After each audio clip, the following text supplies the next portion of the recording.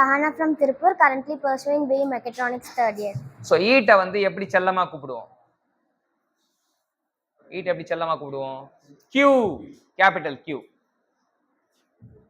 ஈட்டை செல்லமா எப்படி கூப்பிடுவோம்னா கேபிட்டல் Q. ஈட்டை டிஃபைன் பண்ண சொன்னாங்கன்னா ஈட் இஸ் த எனர்ஜி. ஈட்டை டிஃபைன் பண்ண சொன்னாங்கன்னா என்ன சொல்லுவீங்க? Heat is a energy. Due to temperature difference. சொல்லுங்க. Heat is a energy due to temperature difference. அவ்வளவுதான். அடுத்த ஃபார்ம் ஆஃப் எனர்ஜி வந்து வர்க். வர்க் எப்படி செல்லமா கூப்பிடுவோம்? வர்க் எப்படி செல்லமா கூப்பிடுவோம்? W. W எப்படி டிஃபைன் பண்றது? அதுவும் எனர்ஜி தான்.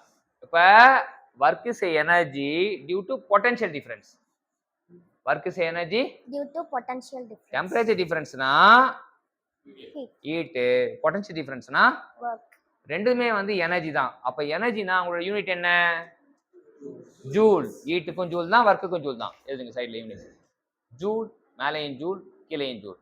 டைமென்ஷன் என்ன வரும்? ஜூல்னா நியூட்டன் மீட்டர், நியூட்டனுக்கு ml t பவர் -2, ஜூலுக்கு ml square t power -2, ml square t power -2. ரெண்டுத்துக்கு டைமென்ஷன் சேம் தான். ml ஸ்கொயர் t பவர் -2, இங்கேயும் ml ஸ்கொயர் t பவர் -2.